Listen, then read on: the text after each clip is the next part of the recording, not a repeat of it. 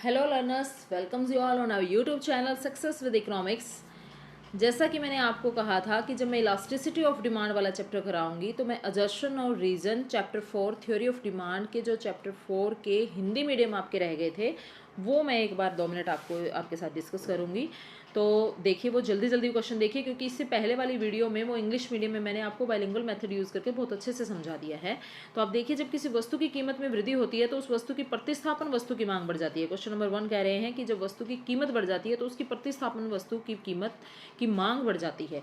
चाय की कीमत बढ़ेगी, कॉफ़ी की डिमांड बढ़ जाएगी। बिल्कुल ठीक है जशन। रीज़न क्या है? क्योंकि प्रतिस्थापन वस्तुएं व्यवस्थाएं जो एक स्थान पर एक दूसरे के स्थान पर यूज़ होती हैं, तो दोनों बातें ठीक हैं और एक दूसरे से कनेक्ट भी हैं, तो A will be right answer. Question number 2 है, किसी वस्तु की कीमत कम हो गई तो उपभोक्ता की वास्तविक आय बढ़ जाती है। ऑब्वियसली जब एक वस्तु के प्राइस गिर जाते हैं तो वो हमें ज़्यादा खरीदने को मिलेगी, हम उसको ज़्यादा खरीदेंगे तो हमारी रियल इनकम जो गुड्स एंड सर्विस की फॉर्म में होती है वो बढ़ जाती है। एंड रीज़न क्या है? समान निरपेक्ष आय पर वस्तु की कम मात्रा खरीदते हैं। ये गलत है, रीज़न इसका गलत है, क्योंकि समान निरपेक्ष आय पर हम वस्तु की ज़्यादा मात्रा खरीदेंगे, कम थोड़ी ना खरीदेंगे, क्योंकि ये पहले वाले में बोल रहा है वास्तविक आय बढ़ जाती है, तो कम नहीं खरीदेंगे। इसका ए अजर्शन ठीक है, आर रीज़न इसका गलत है, तो C will be right answer. C option इसका ठीक है।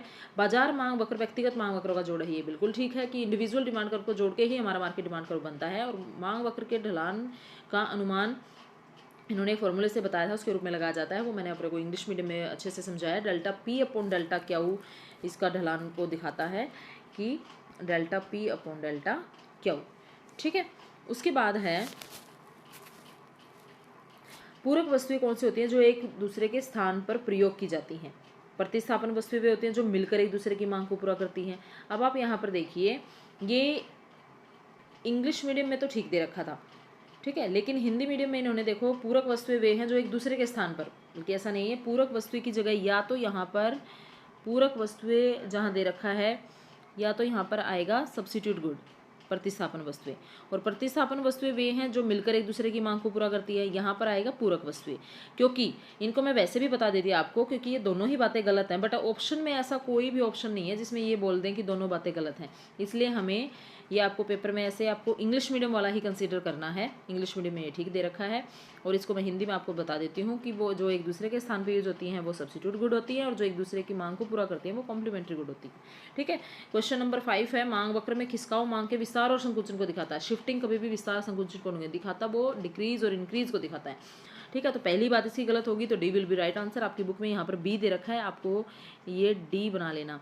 कई बार मिसप्रिंट हो जाता है, तो इस बुक में आप 5वें का डी ऑप्शन कर लेना, क्योंकि मांग वक्र पर संचलन उसी मांग वक्र पर ऊपर और नीचे के संचलन द्वारा प्रकट किया जाता है।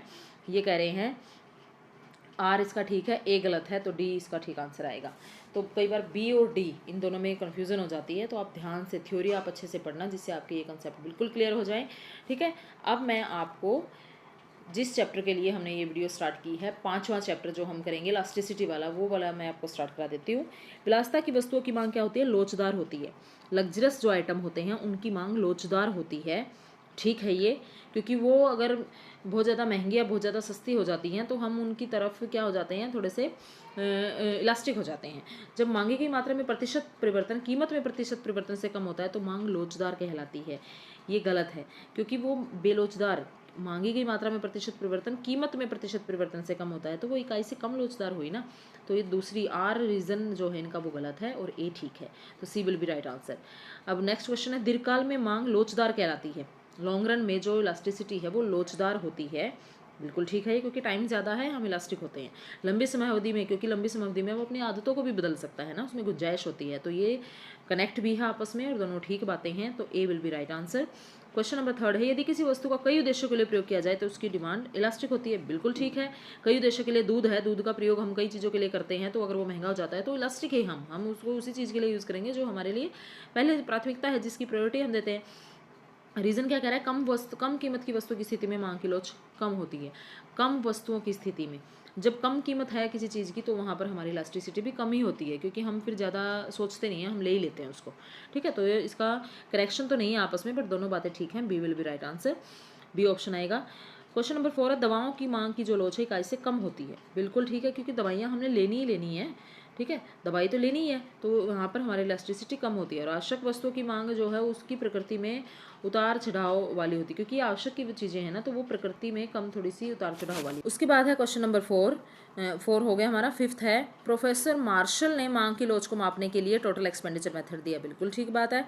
और टोटल एक्सपेंडिचर हमें इलास्टिसिटी का कोई स्ट्रिक मूल्य नहीं देती, ये कह रहा है कोई स्ट्रिक मूल्य नहीं देती। तो बातें दोनों ठीक हैं बट एक दूसरे से कनेक्ट नहीं है, तो B will be right answer. Okay.